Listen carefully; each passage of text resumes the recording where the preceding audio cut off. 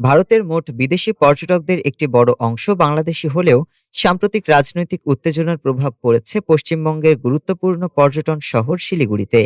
বাংলাদেশি নাগরিকদের কাছে hotel room ভাড়া না দেওয়ার সিদ্ধান্ত নিয়েছেন সেখানকার হোটেল ব্যবসায়ীরা।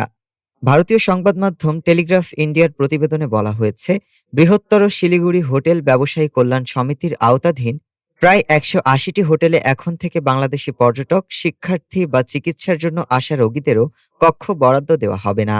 সংগঠনের নেতারা দাবি করছেন, বাংলাদেশে কথিত সহিংসতা ও ভারত বিরোধী মনোভাব বৃদ্ধির প্রেক্ষাপটেই এই সিদ্ধান্ত নেওয়া হয়েছে। স্থানীয় সূত্রগুলো বলছে, সংগঠনের বাইরে থাকা আরও অন্তত ৫০টি হোটেলও একই পথে হাঁটছে। ফলে শিলিগুড়িতে বাংলাদেশিদের জন্য আবাসন পাওয়া প্রায় অসম্ভব হয়ে উঠেছে। বিশেষজ্ঞদের মতে, উত্তর পূর্ব ভারতের প্রবেশদ্বার হিসেবে পরিচিত শিলিগুড়ির পর্যটন ও চিকিৎসা খাত বাংলাদেশি ভ্রমণকারীদের ওপর অনেকটাই নির্ভরশীল। এই সিদ্ধান্ত দীর্ঘমেয়াদে স্থানীয় অর্থনীতিতে নেতিবাচক প্রভাব ফেলতে পারে বলে আশঙ্কা করা হচ্ছে। ডেস্ক রিপোর্ট, আজ বার্তা।